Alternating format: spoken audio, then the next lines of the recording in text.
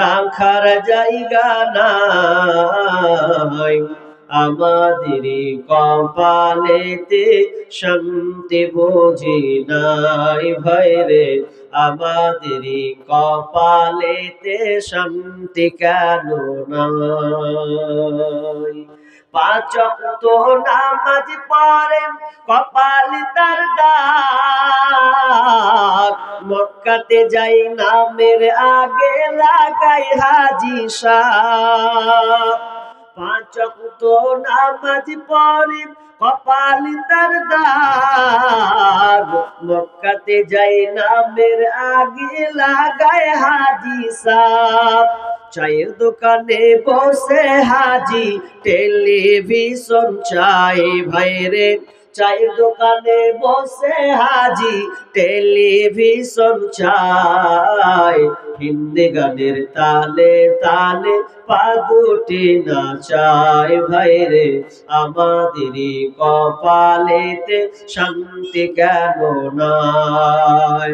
এত দুঃখ রাখি কোথায়, রাখার জায়গা নাই ভাইরে, এত দুঃখ রাখবো কোথায়, রাখার জায়গা নাই। আমাদেরই কপালেতে শান্তি বুঝি নাই ভাইরে, আমাদেরই কপালেতে শান্তি কেন নাই। সুদে ঘুষে জীবন কাটে করে দুর্নীতি, এমন লোক হয় যদি মাদ্রাসার সভাপতি। সুদে ঘুষে জীবন কাটে করে দুর্নীতি, এমন লোক হয় যদি মসজিদের সভাপতি। ভাইরে, হক কথা বলতে গেলে মৌলবীর চাকরি নাই ভাইরে, সত্য কথা বলতে গেলে মোল্লার চাকরি নাই। আমাদেরই কপালেতে শান্তি বুঝি নাই ভাইরে, আমাদেরই কপালেতে শান্তি বুঝি নাই। সমাজেতে অসঙ্গতি বলবো কত আর, গায়ের জোরে বিচারপতি ঘুষেরই কারবার। সমাজেতে অসঙ্গতি বলবো কত আর, গায়ের জোরে বিচারপতি ঘুষেরই কারবার। টাকার লাগি গরিব দুঃখী বিচার নাহি পায় ভাইরে, টাকার জন্য গরিব দুঃখী ইনসাফ নাহি পায়। আমাদেরই কপালেতে শান্তি বুঝি নাই ভাইরে, আমাদেরই কপালেতে শান্তি কেন নাই। বড় ছোট নাই ভেদাভেদ, কোথায় মান সম্মান, বাপের সমান মুরব্বিকে করছি অপমান মোরা। বড় ছোট নাই ভেদাভেদ, কোথায় মান সম্মান, বাপের সমান মুরব্বিকে করছি অপমান ভাইরে। 8 বছরের ছেলে যদি সামনে বেড়ি খায় ভাইরে, 10 বছরের ছেলে যদি সামনে বিমল খায়। আমাদেরই কপালেতে শান্তি বুঝি নাই ভাইরে, আমাদেরই কপালেতে শান্তি কেন নাই। এত দুঃখ রাখি কোথায়, রাখার জায়গা নাই ভাইরে, এত দুঃখ রাখবো কোথায়, রাখার জায়গা নাই। আমাদেরই কপালেতে শান্তি বুঝি নাই ভাইরে, আমাদেরই কপালেতে শান্তি কেন নাই। লিল্লাহি তাকবীর। বাপ রে বাপ। ফুটবল ময়দান হলে খালি দেখতেন কি কারিশমা চলতো। হ্যাঁ জি, হবে, ট্রাই করবো নাকি আবার। লিল্লাহি তাকবীর। 100-তে 25 গেলে 75 আরো ডুবে আছে, সম্পূর্ণ দিতে হবে। আচ্ছা বাদ দেন ওগুলা কথা, যারা বিয়ে করেছেন তারা দিবেন, আর যারা করেননি ওরা চুপ থাকেন। দেখি আপনাদের বিয়েদারির তাজ মানে কতটা পাওয়ার আছে। কি বলেন বুঝতে পেরেছেন তো? যারা বিয়ে করেছেন তাদের স্লোগানটা দেখবো আওয়াজ কেমন আছে, যারা করেননি ভাই চুপ থাকেন, দেখেন আর কতখানি ক্ষমতা আছে। ট্রাই করি, লিল্লাহি তাকবীর। তো কি যে বিহাদারি তাও দিলে জি। আচ্ছা জায়গা, এবার যারা বিয়ে করেননি ওদেরটা শুনবো এবার, নাকি বলো না? যারা বিয়ে করেননি ওদেরটা দেখি কেমন তেজ আছে না জি। লিল্লাহি তাকবীর। কই হলো জি সমান সমান। তাহলে আচ্ছা জায়গা, হাফ হাফ তো হলো, এবার একসাথে লাগান তাহলে জোর তো। বিহাদারি আর বিনা বিহাদারি, ম্যারিড আনম্যারিড দুটোই একদম একসঙ্গে দেন তো দেখি। রাত তো 11টা বাজতে এলো। আচ্ছা বসো যাও, আচ্ছা বসো যাও, আবার একসঙ্গে লাগান দেখি। লিল্লাহি তাকবীর। মানে এদিকটা দিয়েছে, ওদিকটা কিন্তু চুপ আছে। সব ছিলি রে ভাই, বস বস বস বস, উঠে থেকে এলো, বস বাপ বস বস বস। আচ্ছা আচ্ছা বসে।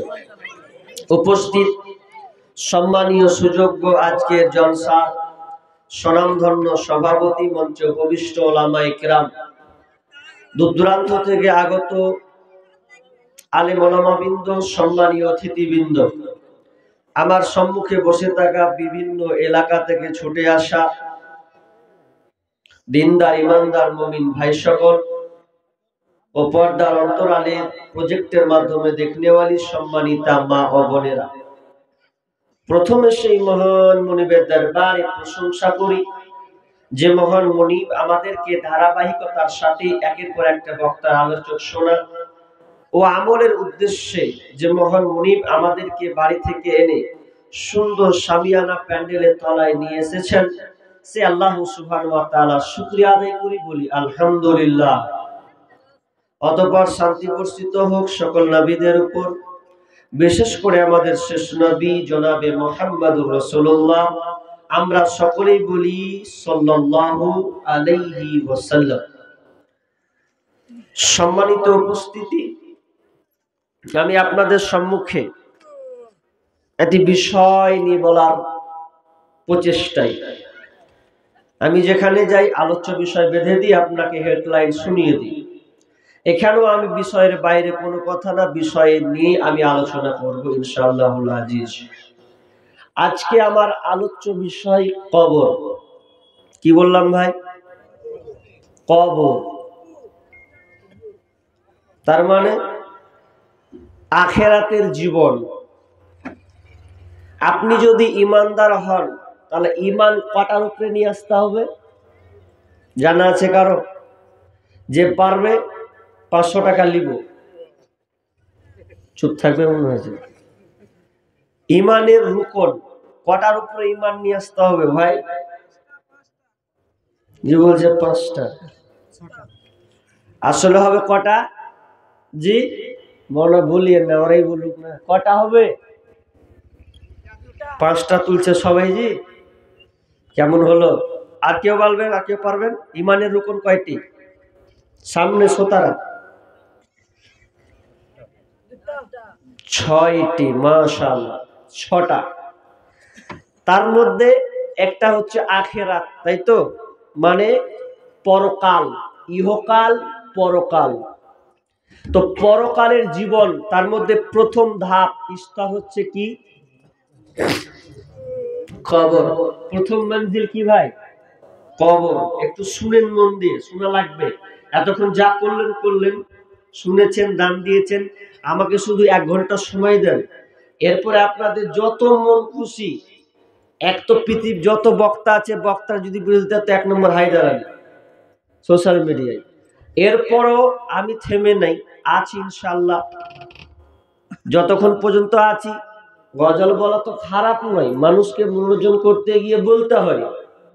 মানুষ একরকম নাই। আচ্ছা এত শেষ রজনীতে মানুষ থাকবে, পালাবে? বুঝাতে হবে। তো ইনশাআল্লাহ শেষে আপনাদেরকে দানের মাধ্যমে সঙ্গীত গজল, আমার লিখিত গজল যেগুলো আছে আপনাদের শোনাবো ইনশাআল্লাহ। তবে কথাটা হচ্ছে শুনতে হবে 1 ঘন্টা। শুনবেন তো ইনশাআল্লাহ? হাত তুলেন তো সবাই ইনশাআল্লাহ। মাশাআল্লাহ, খুব খুশি হলাম। আল্লাহ আপনাদের হাতকে কবুল করুন। তো ঈমানের রুকনের মধ্যে একটা রুকন আপনাকে জানতে হবে, সেটা হচ্ছে আখিরাত। মরার পরের যে জিন্দেগি, এই জীবনটার উপরে আপনাকে ঈমান নিয়ে আসতে হবে। আমরা মুসলমান, আমরা ঈমান আনি, বিশ্বাস করি যে আমাদেরকে মরতে হবে এবং আখিরাতে পাড়ি দিতে হবে। আল্লাহর কাছে হিসাব কিতাব সবকিছু, জান্নাত জাহান্নাম, পুলসেরাত, ময়দান কিয়ামত সবকিছু আমাদেরকে একথা বিশ্বাস করতে হবে। কিন্তু নাস্তিকেরা বিশ্বাস করে না ভাই। নাস্তিকেরা বিশ্বাস করে, যারা আল্লাহকে বিশ্বাস করে না ওরা মানে না। প্রায় 2 বছর আগে গুগলসে সার্চ করছিলাম, তো সার্চ করতে করতে ইউটিউবে আপনি সার্চ করলে পেয়ে যাবেন আশা করছি, যে রাশিয়ান বিজ্ঞানী যারা সাইবেরিয়ান নাসা বিজ্ঞানী যারা, তো তারা প্রশান্ত মহাসাগরের গণ্ডিতে আশেপাশে তারা একটা গর্ত করেছিলেন 1970 থেকে 1994 পর্যন্ত, অর্থাৎ 24 বছর খালি গবেষণা করেছে মাটির তলে কি আছে, খনন। মাইক্রোসফট একটা ক্যামেরা আছে, ওই ক্যামেরাতে তারা একটা জিনিস ধরেছে। যদিও আমরা না দেখে বিশ্বাস করি, ওরা নাস্তিক, আল্লাহকে বিশ্বাস করে না, এরপরে ওরা নিজেরাই পোস্ট করেছে, শব্দ সাউন্ডটা আবার সোশ্যাল মিডিয়াতে তারা ছেড়েছে। কয়েক সেকেন্ডের, মিনিট হয়নি, মিনিট নয়, মাত্র কয়েক সেকেন্ডের সাউন্ড তারা মাইক্রোসফট ক্যামেরার মধ্যে রেকর্ড করেছে ওটা। তো আমি দেখলাম, আরো গুগল সার্চ করলাম, অনেক জায়গাতে দেখলাম, ওয়েবসাইটে লক্ষ্য করলাম। তো এটা হওয়া না হওয়া এটা আলাদা বিষয়, কিন্তু ওরা আল্লাহকে বিশ্বাস করে না। কিন্তু ওরা বিশ্বাস করছে এটা, যে তারা যখন 14 কিলোমিটার নিচে যখন ভেদ করলো, ভেদ করতে করতে করতে করতে করতে করতে হঠাৎ করে একটা সাউন্ড, একটা শব্দ তারা শুনতে পাচ্ছে। তো শব্দটা এত বিকট আওয়াজ, ভয়ঙ্কর আওয়াজ, ওরা কয়েক সেকেন্ড নিতে পেরেছে। বাকি সব যত ক্যামেরা, আপনার যত সাউন্ড, সব কিছু স্তব্ধ একদম। কে কোন দিকে পালায় দিশা পায়নি, একটাও কোনো বিজ্ঞানী ওখানে টিকতে পারেনি, অনেকে মারাও গিয়েছেন। এটা তাদের কথা, আমার কথা নয়। যদি আপনার মনে হয়, ডাউট লাগে, তাহলে আপনি সার্চ করুন, পেয়ে যাবেন। আর না হলে আমার কাছে যাবেন ঘরে, আপনাকে আমি সার্চ করে দেখাবো ইনশাআল্লাহ। আর আরেকটা গবেষণা চালিয়েছিল 2006 সালে। তো ওরা আর কেউ হাত দেয় না, ওভাবে রেখে দিয়েছে, ভয়ঙ্কর। তো সাউন্ডটা যদি আপনি রাতে নিয়ে যদি শুনেন, মনে হয়, তো আপনি মনে হয় সারা রাত আর ঘুমাতে পারবেন না। যদি আপনি মনে করেন ওই সাউন্ডটা শুনবো একা ঘরে মন দিয়ে লাগাতার কয়েক সেকেন্ড সাউন্ডটা যদি আপনি শুনেন, তো আমিও কেমন হয়ে গেছিলাম। তো আপনারও মনে হবে যে আপনিও টিকতে পারবেন না, থাকতেই পারবেন না। তো আখিরাত বিজ্ঞানীদের কথা বাদ দেন, ওদের কথা হতে পারে, ওরা বানাতে পারে যা ইচ্ছা তা, কিন্তু আমরা মুসলমান, আমরা বিশ্বাস করি মরার পরে জীবন আবার শুরু হবে, হিসাব নিকাশের দিন। তো কবর এমন একটি জায়গা, যেই জায়গাতে সকলকেই ঘুমাতে হবে, সকলকেই থাকতে হবে। আর কবর কত কঠিন জায়গা, আপনি আশ্চর্য হয়ে যাবেন। একজন সাহাবীর নাম বলবো মিডিলে, সাহাবীর অন্তত ঘটনাটা শুনবেন, দিয়ে বাড়ি যাবেন। যদি ভালো না লাগে তো অন্তত ঘটনাটা শুনে বাড়ি গিয়ে একটু ঘুমিয়ে যাবেন। ঘুমিয়ে গভীরে ভাববেন যে আমি আজকে কি আলোচনা শুনলাম, একটু মন দিয়ে ভাবি তো, দেখবেন আপনার ব্রেন খুলে যাবে ইনশাআল্লাহ। কারণ আজকে আমরা মুসলমান, ভাইকে দাফন করি, বন্ধুর দাফন দিয়ে আসি, কবরে রেখে আসি, আব্বাকে রেখে আসি, মাকে রেখে আসছি, এরপরে আমাদের পরিবর্তন আসছে না, চেঞ্জ হচ্ছেন না। আসলে আমরা অত গভীরে যাইনি। আজকে আমি আপনার গভীরে মগজ ধোলাই করব, আপনি খালি ধৈর্য সহকারে বসুন। আমরা এটা দুনিয়াতে আছি, এটা হচ্ছে ইহজগৎ। যখন মরে যাব আমাদের ইহজগতের পারি শেষ। যখন মরে গেলেন এরপরে চলে গেল পরজগৎ। পরজগতের সূচনা হবে কবর দিয়ে, শেষ হবে জান্নাত এবং জাহান্নাম দিয়ে। এই হিসাবে আল্লাহ সুবহানাহু ওয়া তাআলা আমাদেরকে সূরা তাওবার 101 নম্বর আয়াত স্মরণ করাচ্ছেন। আল্লাহ বলছেন, বিসমিল্লাহির রহমানির রহিম, সানুআযিবুহুম মাররাতাইন সুম্মা তুরাদ্দুনা ইলা আযাবিন আযীম। আল্লাহ সুবহানাহু ওয়া তাআলা বলেন, আমি তোমাদেরকে অচিরে বারবার মারব, বারবার তোমাদেরকে মারব। সুম্মা তুরাদ্দুনা ইলা আযাবিন আযীম, এবং তোমাদেরকে মহা কঠিন শাস্তির দিকে তোমাদেরকে নিয়ে যাওয়া হবে। আল্লাহ তাআলা এখানে দুইটি বিষয় তিনি আলোকপাত করেছেন। প্রথম নম্বরে বলেছেন সানুআযিবুহুম মাররাতাইন, আমি তোমাদেরকে দুইবার মারব, তোমাদেরকে বারবার মারব। তার মানে আল্লাহ তাআলা কবরের মারের কথা বলেছেন। তোমাদেরকে কবরে আযাব দেওয়া হবে, কবরে তোমাদেরকে শাস্তি প্রয়োগ করা হবে, কবরে তোমার খাবে। সুম্মা তুরাদ্দুনা ইলা আযাবিন আযীম, এবং মহা কঠিন শাস্তির দিকে তোমাদেরকে নিয়ে যাওয়া হবে। সেই শাস্তিটা কোনটা? ওটা হচ্ছে কিয়ামতের ময়দান। ওটা কোনটা? জাহান্নামের ময়দান। আর ওখানেও শাস্তি দেওয়া হবে। তো আল্লাহ তাআলা প্রথম শুরুয়াংশে বললেন তোমাদেরকে কবরে শাস্তি দেওয়া হবে, রেহাই নাই। পৃথিবীতে কোনো লোক বলতে পারবে না, আর বলার ক্ষমতাও নাই যে কবরে আমি ঢুকবো না, যাব না। কবর এমন একটি জায়গা, এর কোনো বিভাজন নাই, পার্থক্য নাই। পার্থক্য আছে জি, ভালো লোক হলেও ওকে কবরে যেতে হবে, খারাপ লোক হলেও ওকে কবরে যেতে হবে। ভালো হও আর মন্দ হও, বিখ্যাত হও আর কুখ্যাত হও, যাওয়া লাগবে। যাব না এ কথা বলার কেউ নাই। দিল চাহে या না চাহে জানা পড়েগা, দিল মানে या না মানে জানা পড়েগা। তোমার মন মানুক আর মন না চাহুক তবুও তোমাকে যেতে হবে। কবরের ভাগ নাই, বিভাজন নাই। আমাদের পূর্বে যতজন মারা গিয়েছে সকলকে কবরে পাড়ি দিতে হয়েছে। এবার একটা প্রশ্ন করতে পারেন, মাওলানা আপনি বললেন সকলকে কবরে ঢুকতে হবে, এটা কেমন করে? যে মানুষ যে পৃথিবীতে আছে, হিন্দু আছে, খ্রিস্টান আছে, বৌদ্ধ আছে, জৈনরা সবাই তো আছে, এরা তো সবাই মাটি দেয় না। হিন্দু যারা আছে ওরা তো পুড়িয়ে দেয়, হিন্দু যারা আছে অনেকে পানিতে ভাসিয়ে দেয়, তো ওদের কবর কিভাবে হলো? ওই জন্য বিশ্বনবী বলছেন এদের দ্বিতীয় নাম দেওয়া হয়েছে বারজাখ। বারজাখ বিশ্বনবীর ভাষা, কবরকে বারজাখ বলা হয়েছে।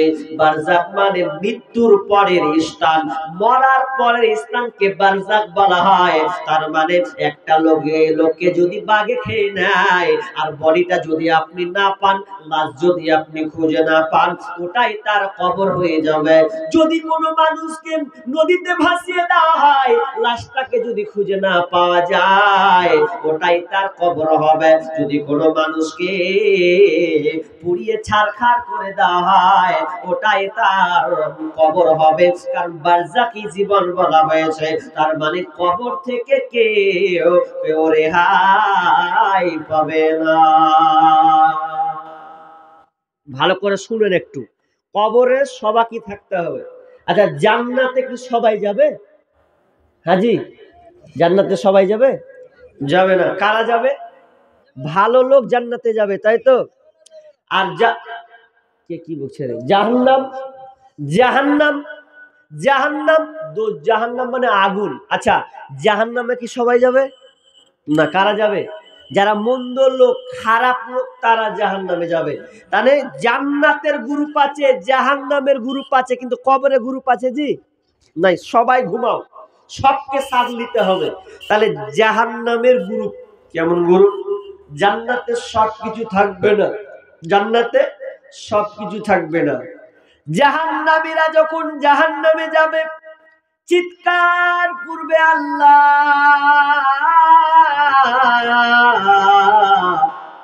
আল্লাহ বলবে ফেরেশতা রে, ওই আমার গোলামেরা, ওই আমার নাফরমান বান্দারা বান্দিরা কেন কান্না করছে, কেন আমাকে ওরা ডাকছে, কি তাদের ডাকার জন্য পড়েছে?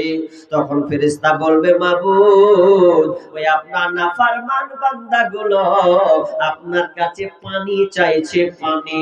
জাহান্নামে কোনো পানি তো দূরের কথা, লা ইয়াযুকুনা ফিহা বারদাও ওয়ালা সারাবা, সেখানে ঠান্ডা পানি চিকতে দেওয়া হবে না, ঠান্ডা পানি তো দূরের কথা, ইল্লা হামিমা ওয়া গাসসাকা, তাদেরকে রক্ত আর পুজ পান করতে দেওয়া হবে।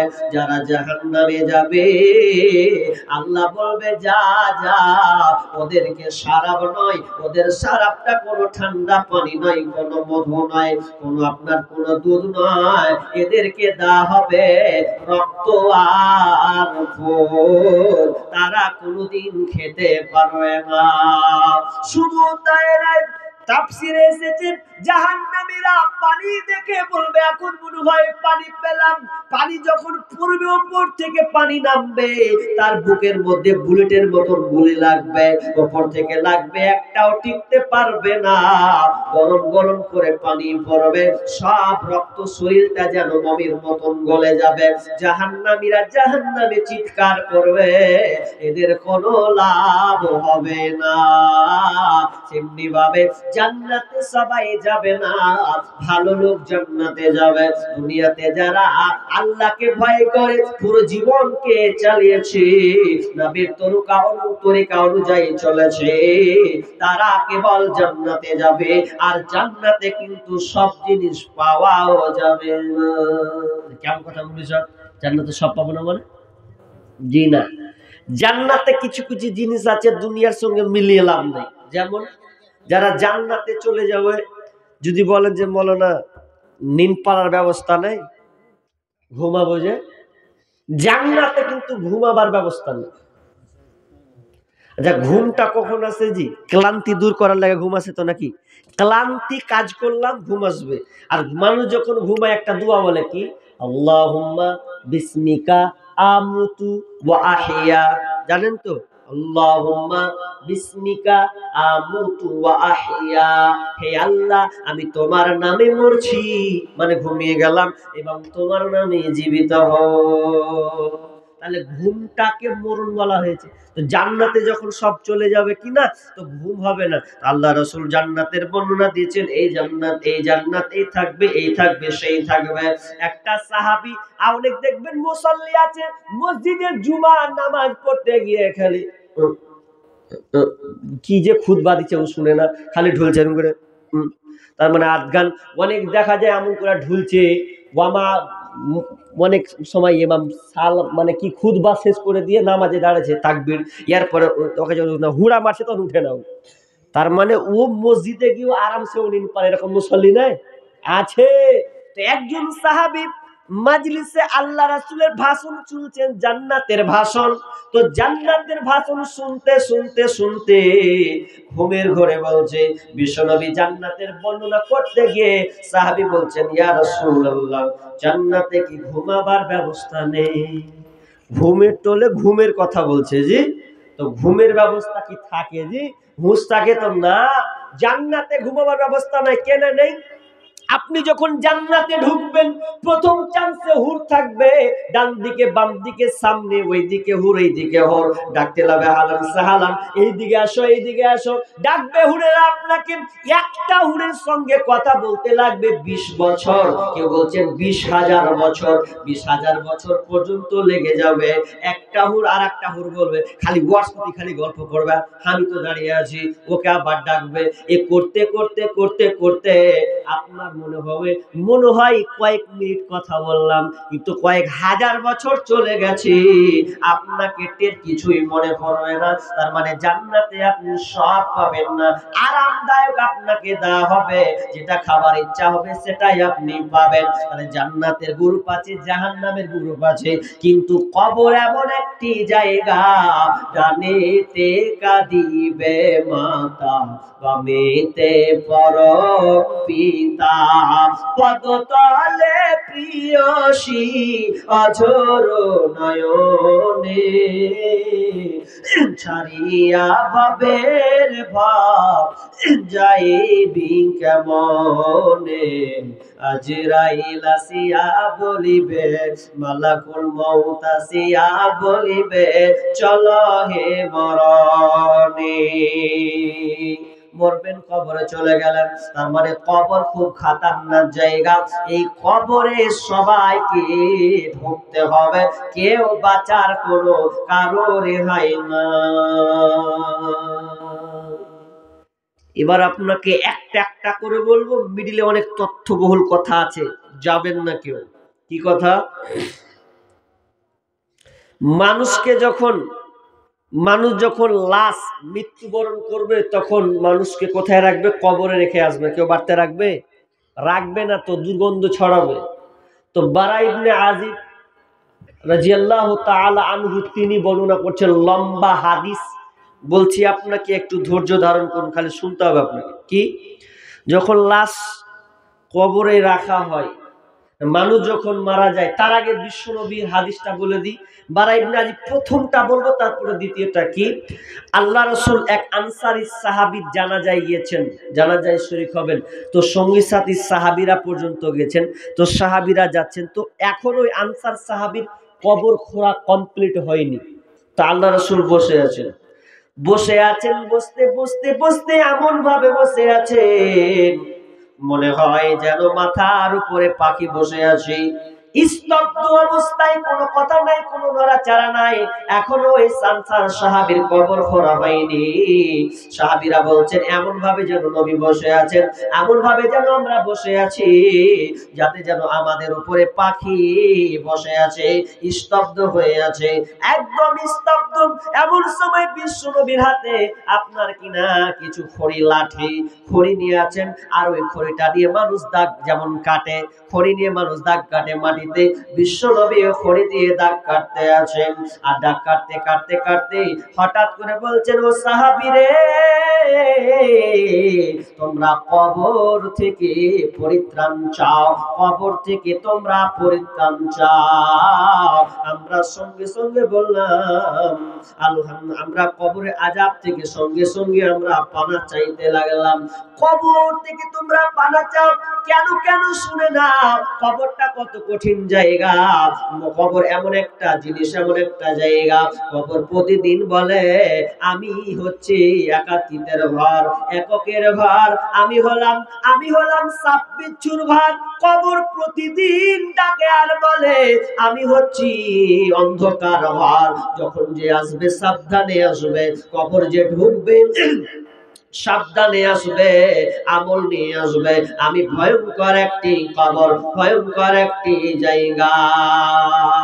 ও কবর ভয়ে যান কেঁপে মরে, তবু কেন ডাকিস, আয় আয় মোরা কোলার ঘরে। ও কবর ভয়ে যান কেঁপে মরে, তবু কেন ডাকিস, আয় আয় মোরা কোলার ঘরে। যে তোর বাঁধনে পড়ে যে গেল আর এলো না ফিরে, তবু কেন ডাকিস, আয় আয় মোরা কোলার ঘরে। কবর প্রতিদিন ডাকে, প্রতিদিন আপনাকে বলে সতর্ক হয়ে যা। আজকে তুমি কমাটির উপরে খুব লাফাচ্ছ, পিকনিক মানাচ্ছ, বক্স বাজাচ্ছ, খুব মজা লাগছে। কবর বলছে সেদিন তোকে আমি গিলে নেব, যেদিন তুই কবরে আসবি, সেদিন আমার পেটের মধ্যে আসবি, সেদিন তোকে মাটির উপরে খোদার স্বাদ বুঝিয়ে দেব। ডিজে বাজার তোর বক্স তত শখ আমি ভুলিয়ে দেব। আমি এমন একটা কবর আমি কাউকে ছাড়িনি, নমরুদ হামান ফেরাউনকে ছাড়িনি, এমনকি নবীদের পর্যন্ত আমার কাছে শুতে হয়েছে, আমার কাছে পর্যন্ত আসতে হয়েছে। আমি ভয়ঙ্কর একটি জায়গা, তোমরা সতর্ক হয়ে যাও। বিশ্বনবীর ঘটনা এখনো শেষ হয়নি। আল্লাহ বলছেন তোমরা কবর থেকে পরিত্রাণ চাও, পরিত্রাণ চাও কবর থেকে। ভয়ঙ্কর। বিশ্বনবী বলছেন যখন একজন মাইয়াত যখন মারা যাবে, মালাকুল মউত হাজির হবে এবং তার সামনে আপনার কি নাম, সূর্য, সূর্যের মতন চকচকে বর্ণের, সাদা বর্ণের একজন ফেরেশতা এসে হাজির হবে। ওই ফেরেশতা যখন হাজির হবে, মালাকুল মউত তখন তার জানটাকে যখন বের করবে, জানটাকে যদি সে ভালো ব্যক্তি হয়, ভালো ঈমানদারওয়ালা হয়, তখন ওই আপনার মালাকুল মউত বলবে ইয়া আইয়াতুহান নাফসুল মুতমাইন্না, ওরে পবিত্র আত্মা, প্রশান্ত আত্মা, তুমি যে ফিরেছো রবের দিকে, তোমার রবের প্রতি তোমার উপরে সন্তুষ্ট আছে।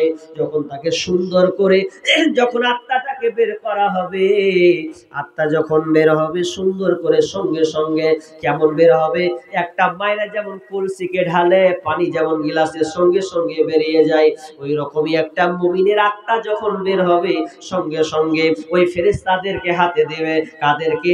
যাদের আপনার কিনা হাতে আপনার কিনা কাপড় থাকবে, সুগন্ধি কাপড়। সেই সুগন্ধি এত সুগন্ধি, এত সেন্ট ছড়াবে, তাকে যখন চাদরে কাপড়ে যখন দেওয়া হবে, মুড়ে নিবে। মুড়ে নেওয়ার পর তারা আসমানের দিকে উঠতে থাকবে। উঠতে উঠতে উঠতে উঠতে প্রথম আসমানে যাবে। আর ফেরেশতারা বলবে এটা কার আত্মা, এটা কার আত্মা? তখন বলবে ফুলান ইবনে ফুলান, উমুকের বেটার, উমুকের। এই লাস্ট আত্মা, সুন্দর আত্মা, এত সুন্দর আত্মা কার? আসমানের দরজা খুলে দাও। তার জন্য আসমানের দরজাকে খুলে দেওয়া হবে। এক আসমান, দুই আসমান, 7 আসমান পর্যন্ত যখন আত্মাটাকে নিয়ে যাওয়া হবে, তখন আল্লাহ বলবেন কাল্লা ইন্নাল কিতাবা আবরারি লাফি ইল্লিন, এই আত্মা, এই বান্দার আত্মাটা তোমরা ইল্লিনে লিখে দাও। এবং কি আল্লাহ বলবেন মিনহা খালাকনাকুম ওয়া ফিহা নুঈদুকুম ওয়া মিনহা নুখরিজুকুম তারাতান উখরা। এবং আল্লাহ বলবেন আমি ওকে মাটি থেকে তৈরি করেছি, ওকে মাটি থেকে আবার মাটি যেতে হবে, আবার মাটি থেকে পুনরুত্থান তাকে করানো হবে, আবার তাকে বের করা হবে। অতএব যেখানকার জায়গা, লাশকে তোমরা সেখানে সুন্দরভাবে রেখে আসো। আবার মাটি দিবে। আর যদি খবিস আত্মা হয়, খবিস আত্মা, চা দিয়েছেন, যদি খবিস আত্মা হয়, বেঈমান হয়, দেশের নম্বর বেঈমান, যার নাম কোন সুনাম ছিল না, যাকে মানুষ ভালোবাসতো না, ডাকাত, মাস্তান, এত বেঈমানের বাচ্চা, বেঈমান। আমরা যদি ওকে বলি বেঈমান, বেঈমান তো লোক হয়তো আমাকে মেরে দিত, কিন্তু সেই দিনকে বলা হবে ইয়া আইয়ুহান নাফসুল মুতমাইন, ইয়া আইয়াতুহান নাফসুল খাবিসা, এ খাবিস আত্মা বের হ, ওরে মন্দ আত্মা বের হ, খবিস জান বের হ। সহজে বের হতে চাইবে না ওই বেঈমান। যখন বের হবে না, জোর করে ছিকড়ে তাকে বের করা হবে। আর ওই ফেরেশতাদের হাতে, যে ফেরেশতা কালো বর্ণের, একদম দেখতে নোংরা, এমন দেখতে খারাপ, ভয়ঙ্কর ফেরেশতা আসবে, তখন ওরা এক কি নিয়ে আসবে, আর কাপড় নয়, চট নিয়ে আসবে। চট নিয়ে এসে বলবে দাও, দুর্গন্ধ, এত পচা দুর্গন্ধ হবে, বের হবে, ওপরে নিয়ে যাবে। সবাই বলে কার, ছি ছি ছি ছি, এত দুর্গন্ধ, কার আত্মা রে? কোয়ার বেটার আত্মা, ফুলফুলান ইবনে ফুলান, উমুকের বেটা উমুক, বেঈমান, মাস্তানের বেটা মাস্তান। আল্লাহ বন্ধ করছে, বলছে উপরে যখন উঠতে থাকবে উঠতে উঠতে যখন বলা হবে আসমানি দরজা খুলে দাও, তারা বলবে না না। বিশ্বনবী আয়াতটা পড়ছেন সূরা আর 40 নম্বর আয়াতে বলছেন ইন্নাল্লাযীনা কাযযাবু বিআয়াতিনা ওয়াস্তাগবারু আনহা লা তুফাত্তাহু লাহু আবওয়াবুস সামা ওয়ালা ইয়াদখুলুনাল জান্নাহ হাত্তা ইয়ালিজাল জামালু ফি সামিল খিয়াত। তাদের জন্য তারা কি আসমানের দরজা খোলা হবে না? আসমানের দরজা তো খোলা হবে না। কেন? কারণ তারা আমার আয়াতকে অস্বীকার মনে করেছে। কিছু বলছো? একটু এলান করে দাও তো। কি হয়েছে? ভিক্ষা করছিলাম, বাস ওখানে চাদরের টাকা ছিল 1500 টাকা, রেখে আসলাম। আর এখন দেখছি নাই। যা ইন্না লিল্লাহ। এটা কে করলে জি ভাই? এটা তো খুব খারাপ জিনিস ভাই, যে করেছো খুব খারাপ কাজ করেছো। একটা মিসকিন মানুষ, অসহায় মানুষ চেয়েছে চাদর টাবাল নিয়ে পালি। তুমি কোথায় গেছিলে? খাবার খেতে গেছিলাম, ডেলিভারি খাবারও নেই। তো তুমিও তো একটা ভালো কাজ করেছো, স্পেশাল কাজ। 2 টাকাও ছাড়তে হয় না, তুমি চাদর রেখে চলে গেলা। জানো জামানা যুগ কি চলছে এখন? হ্যাঁ, মানুষ লিয়ে পালিয়েছি, তোমার টাকা। একটু এলান করে দাও। তো এলান কি করবো? এলান এটা করা যাবে ভাই, যে লিয়েছো ভাই আল্লাহর রাস্তে দিয়ে দাও। দেখো এগুলা মান সম্মানের ব্যাপার না, জি ইজ্জত কাজের কহেন। তো আজকে জালসা হচ্ছে পরিবর্তনে, তো এই দিক থেকে আবার চুরি করে পালাচ্ছে। এমনিতে লজ্জার বিষয়। আমি আমাদের ক্যামেরা চলছে, তার কোন দিকে মান সম্মান রাখবেন কহেন? তো গ্রামের নাম কইলে তো আরো চলে যাবে। তো ভাই যে কাজটা করেছো ভাই, একটা অসহায় ব্যক্তি মিসকিন মানুষ চেয়ে খায়, তার চাদরকে তুমি লিয়া পালিয়েছো, কদিন খাবা? তো ভাই তুমি লক করে ভাই যেখানে পেস থুয়া পালিয়ে যায়।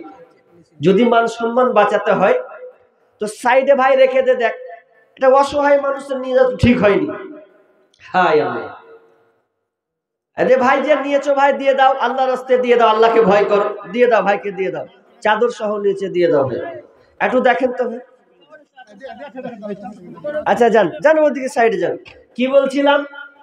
খবিস আত্মা অর্থাৎ বেঈমান আত্মা, বদমাশ আত্মা যদি হয় তো তার জন্য জান্নাতের দরজা খোলা হবে না।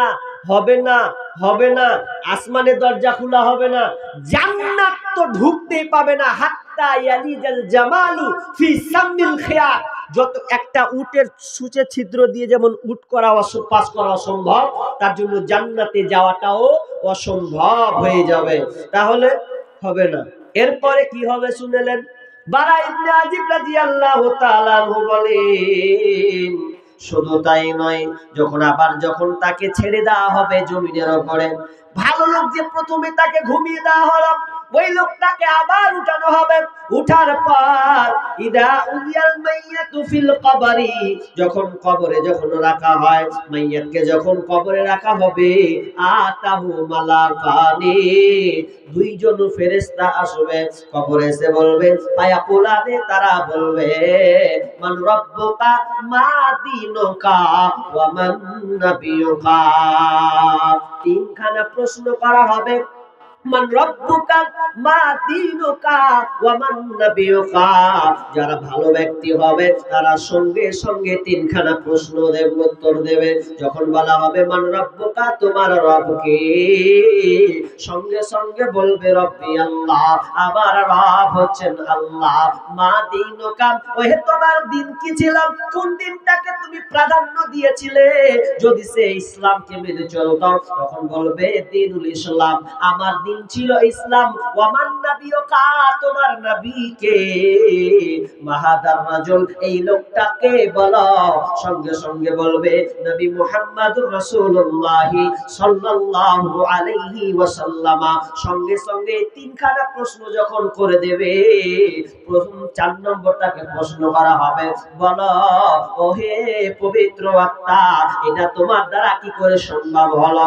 সঙ্গে সঙ্গে বলবেন, আমি আল্লাহর কিতাব পড়েছি, কিতাব পড়ে তার উপরে আমি ঈমান এনেছি, ঈমান এনে আমি বাস্তবায়ন করেছি, তখন বলবে ওই জন্য তুমি খবর, এই যে প্রশ্নের উত্তর তুমি দিতে পেরেছো, ঘুমিয়ে যাও।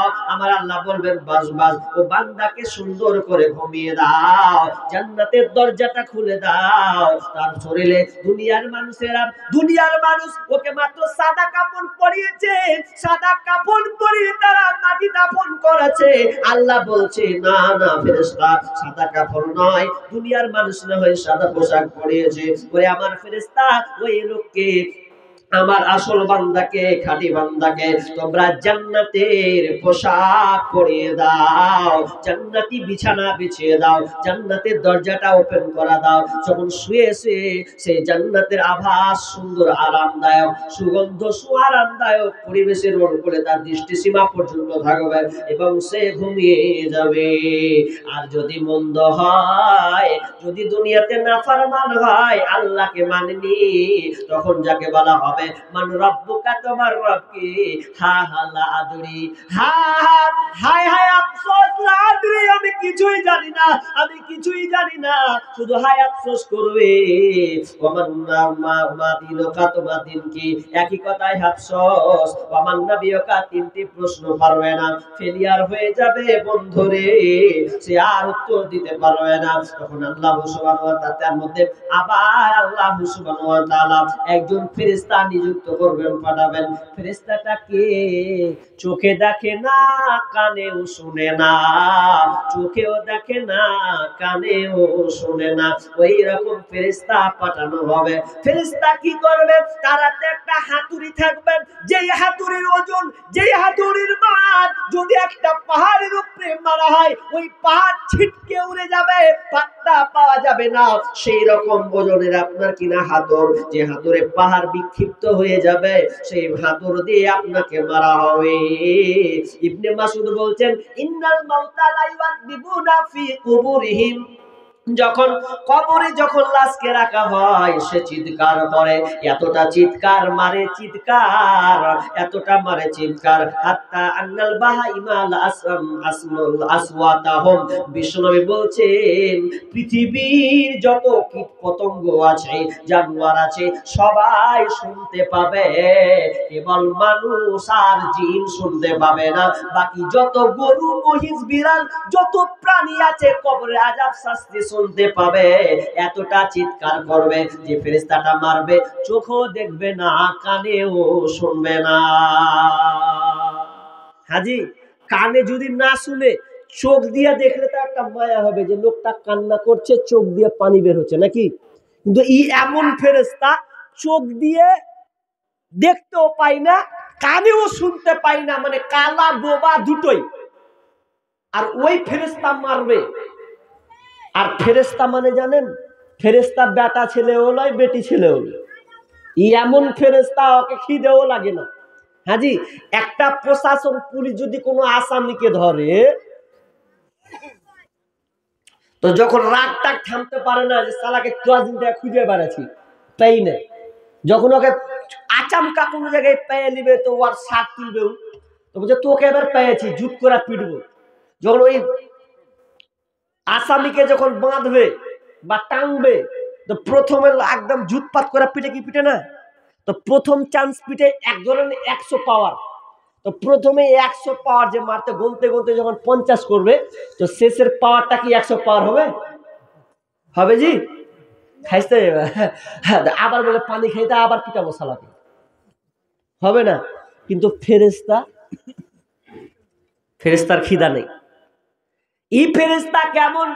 এর কোনো ক্লান্তি নাই, খিদা নাই। আপনাকে যখন মারা হবে, আপনি চিৎকার করবেন, বাপরে মারে, আল্লাহ আল্লাহ করে চিৎকার করবেন।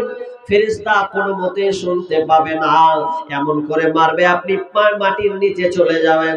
আবার আপনাকে তৈরি করা হবে, আবার আপনার মধ্যে রূহ ঢুকিয়ে দেওয়া হবে, আবার আপনাকে আযাব প্রয়োগ করা হবে। আপনার বাঁচার কোনো কায়দা নাই। কবরে আপনাকে এইভাবে কিয়ামত পর্যন্ত শাস্তি প্রয়োগ করতে, খেতে থাকতে হবে। কবরের আযাব কত কঠিন, সইতে আমি পারিব না, মৃত্যুর যন্ত্রণা কত কঠিন সইতে আমি পারিব না। খুবই কঠিন আযাব। এবার চলেন হাজি, ভালো লোকের আযাব হবে। কবর এমন একটি জায়গা, আপনাকে কি বলবো, ভালো লোক, ভালো লোক মানে কি, মানুষের মধ্যে যদি কোনো ত্রুটি বিন্দু থেকে যায় তাও আপনাকে শাস্তি পেতে হবে। তো বলবেন কেমন মুনি সাহেব, এত ভালো, বেশিরভাগ ভালো কাজ করবো তো সামান্য পাপের লেগেও কবরে পাকড়া করতে হবে? হ্যাঁ, সামান্যর জন্য আপনাকে কবরে পাকড়া হতে হবে। হাদিস, চলেন হাদিস দিচ্ছি এবার আপনাকে। কি হাদিস? বিশ্বনবী বলছেন, যেই সাহাবীর ব্যাপারে বিশ্বনবী কতটা সাহাবীকে ভালোবাসতেন, যেই সাহাবীর নাম হচ্ছে সাদ বিন মুআদ। সাদ বিন মুআদ রাদিয়াল্লাহু তাআলা আনহু, যার দোয়া আল্লাহ তাআলা কবুল করে নিতেন। যখনই সাদ দোয়া করতেন, আল্লাহ তুমি জিনিসটা কবুল করো, আল্লাহ সঙ্গে সঙ্গে সাদের দোয়াকে কবুল করতেন।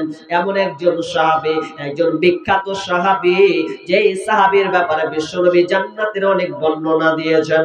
সাদ বিন মুআদ যেদিনকে মারা যায়, যেদিন তিনি মারা যায়, তিনি বিশ্বনবী বলছেন, হাদাল্লাযী তাহাররাকা লাহুল আরশ, হাদাল্লাযী তাহাররাকা লাহুল আরশ।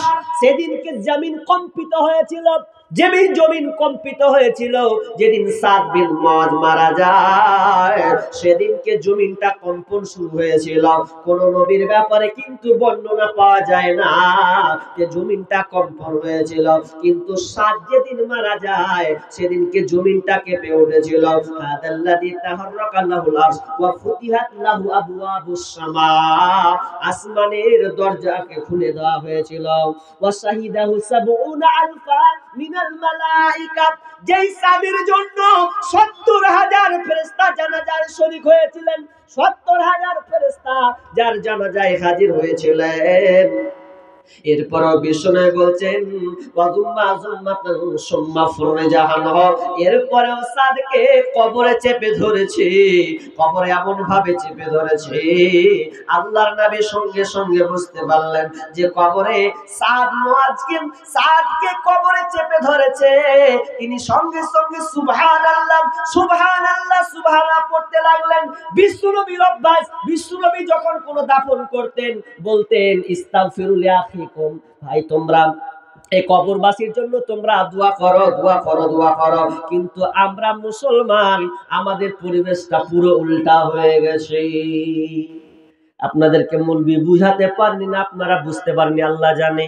হাজি, আপনারা যে মাইয়াতকে দাফন করেন, দাফন করার পর চলে আসেন বাড়ি, জি দোয়া করেন এদিকের লোক। এখন বলবেন যে কি ঝামেলাতে ফেলবেন না, ঝামেলা নয়, বুঝা টেকনিক, একটু বুঝাটা অন্যদিকে চলে গেছে। বিষ্ণু বলেছেন ইস্তাগফিরু লিআখিকুম, কখন নবী বলেছেন? যখন সম্পূর্ণ দাফন হয়ে গেছে তোমরা তোমার ভাইয়ের জন্য দোয়া করো। কিন্তু দেখবেন মাটি দিয়ে মানুষ পালিয়ে যায়, মাটি দিয়ে পালিয়ে যায়, দোয়া পর্যন্ত করে না, সম্পূর্ণ কমপ্লিট হয় না, দিয়ে দিয়ে পালিয়ে যায়। কমপ্লিট যতক্ষণ না হবে আপনি মাটি দিলেও নেকি পাবেন না, একটা নেকি পাবেন, এক উহুদ সমান নেকি পাবেন, এক উহুদ পাহাড় সমান নেকি পাবেন, এক কিরাত সমান আপনি নেকি পাবেন। কিন্তু 2 কিরাত যদি আপনাকে নিতে হয়, 2 উহুদ পাহাড় সমান যদি নেকি নিতে হয়, তাহলে আপনাকে শেষ পর্যন্ত থাকতে হবে। আর আরেকজন সাহাবী ছিলেন, সেই সাহাবী বলেছিলেন যে আমি যখন মারা যাব বেটারা খবরদার তোমরা যাবে না। যেমন একটা উটকে জবাই করলে মাংস বিলি বন্টন করতে যতক্ষণ সময় লাগে, ভাগ বিলি বন্টন করতে যতক্ষণ সময় লাগে, ততক্ষণ পর্যন্ত তোমরা আমার কবরের পাশে থাকিও। কিন্তু আমরা মুসলমান উল্টা বুঝলাম কি, যে মাটি দিয়ে দোয়া নেই তো পালে, খালি এটা বুঝে লেছে যে খালি মৌলবি খালি রব্বানা রব্বিরহামহুমা কামা রব্বায়ানি সগীরা, আর আপনি বলবেন আমিন, তো আপনার কি লাভ হলো? মৌলবি খালি কাঁদছে রব্বিরহামহুমা কামা রব্বায়ানি সগীরা, বুঝে ঠিক বের আব্বার লেগে মনে হয় দোয়া করছে আমিন, মৌলবি খালি চোখের পানি ফেলছে। তো মুসলমান তুমি জানলে না রব্বিরহামহুমা তোমার বাপের লেগে লাগেনি, ওর বাপের লেগে লেগেছে।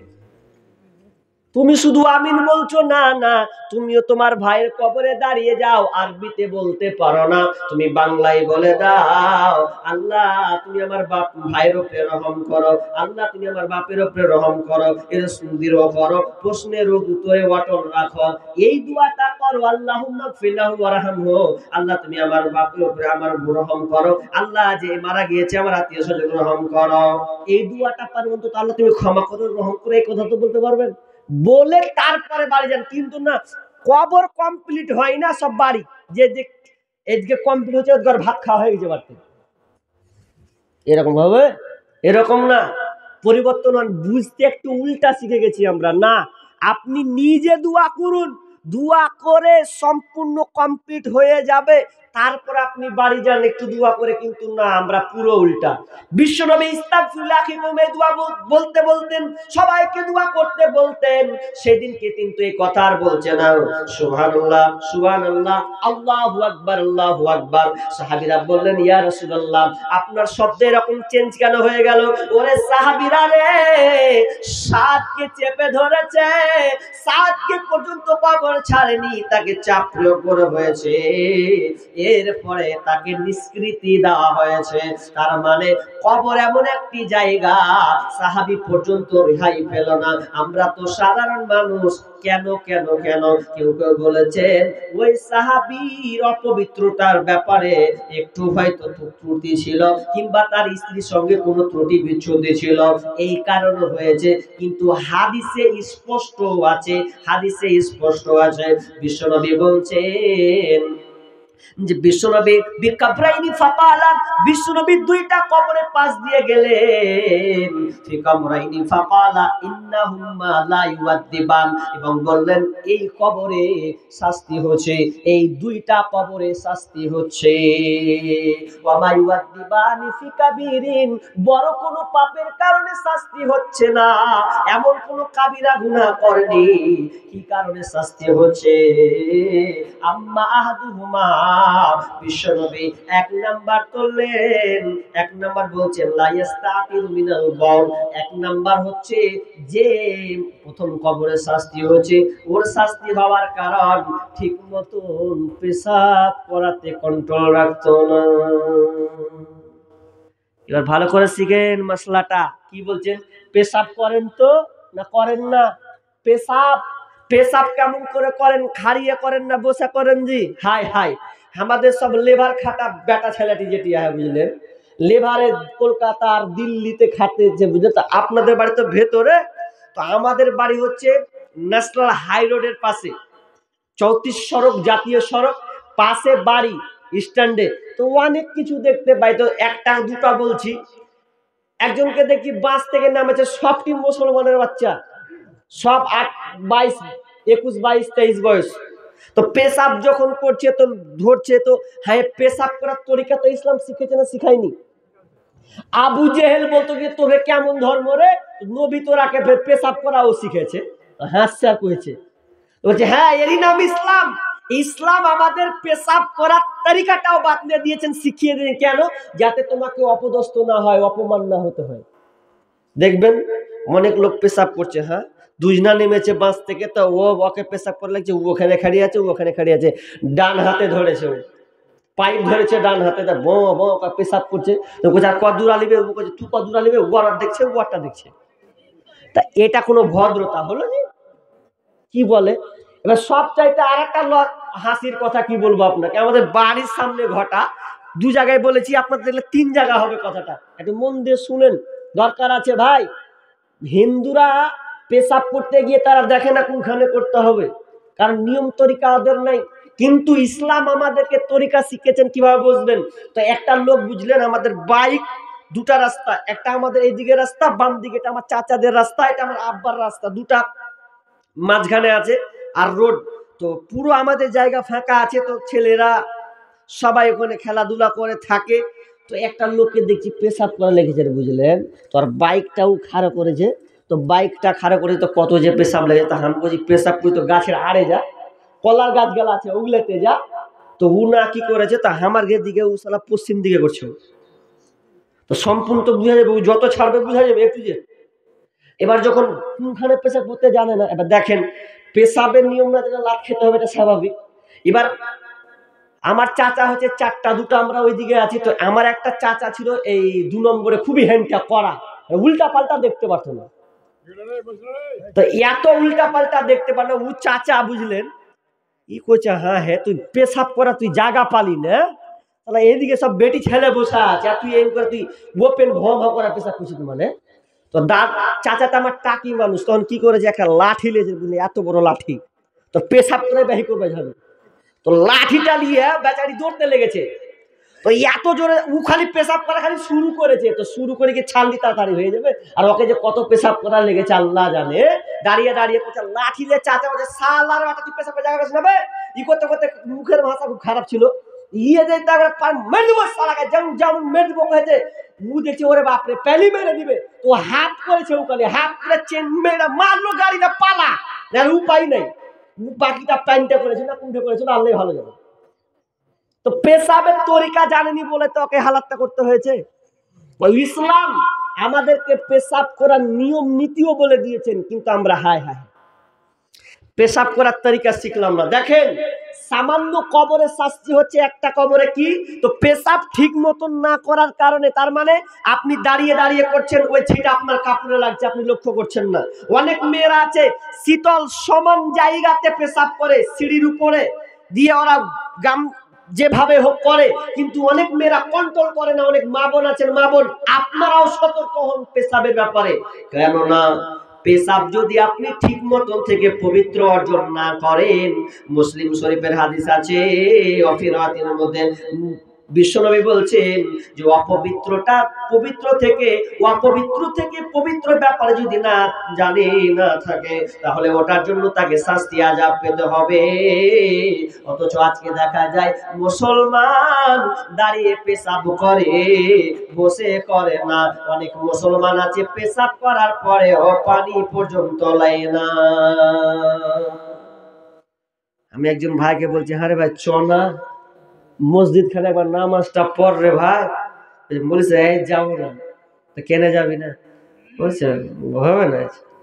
তো হবে না কি ছেলে বল না রে, বলছে হবে না। কেন? তোর মাসিক হয়েছে না হাইজ হয়েছে? কি হয়েছে কয়া? বলছে পানি খরচ করে ওই এমনিতে চালিয়ে দিয়েছে। এ হয়ে গেছে অনেক মুসলমানের হালাত, কিন্তু না, আপনাকে পেশাব কন্ট্রোল করতে হবে। এক।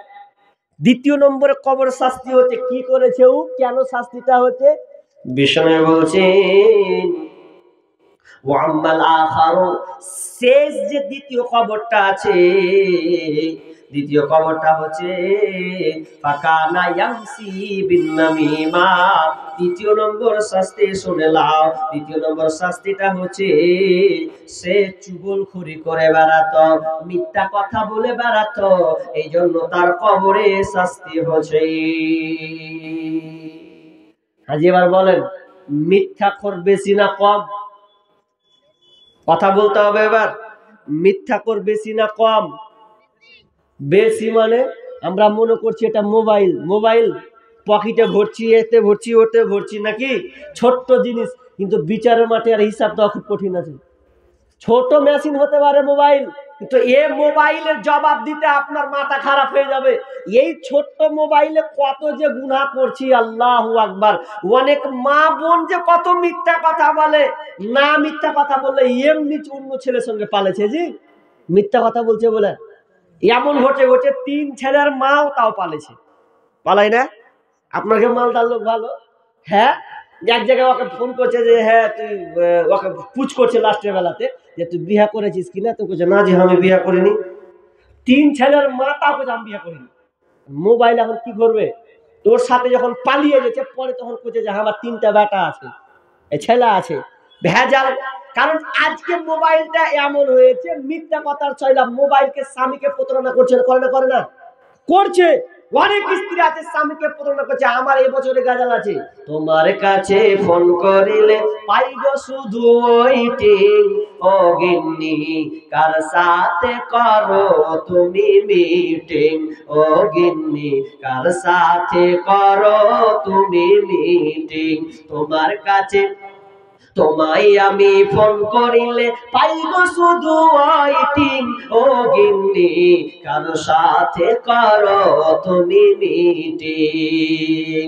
তার কাছে দেখা হলে বলে আপা ফোন করেছে, তার সাথে কথা হলে বলে আপা ফোন করেছে। একবার কয় বাপের কথা, একবার কয় মায়ের কথা, একবার কয় ভাইয়ের কথা, একবার কয় বোনের কথা। এইভাবে কতদিন করবা চিটিং। ও গিন্নি কার সাথে করো তুমি মিটিং। ও গিন্নি কার সাথে করো তুমি মিটিং। নামাজে রোজার ধার ধারে না, মোবাইলে ব্যস্ত। স্বামী তাহার ফোন করিলে কথা কয় না সে তো বুবু, কথা কয় না সে তো। ওরে নামাজে রোজার ধার ধারে না, মোবাইলে ব্যস্ত। স্বামী তাহার ফোন করিলে কথা কয় না সে তো। স্বামী কয় প্রাণের বিবি কত ভালোবাসি আমি, স্বামী কয় প্রাণের বিবি কত ভালোবাসি আমি। তোমায় আমি ফোন করিলে পাইব শুধু ওয়েটিং। ও গিন্নি কার সাথে করো তুমি মিটিং। ও গিন্নি কার সাথে করো তুমি মিটিং।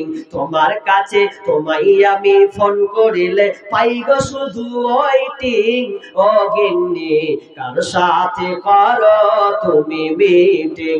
ও গিন্নি কার সাথে করো তুমি মিটিং। মিথ্যা কথা বলা যাবে না।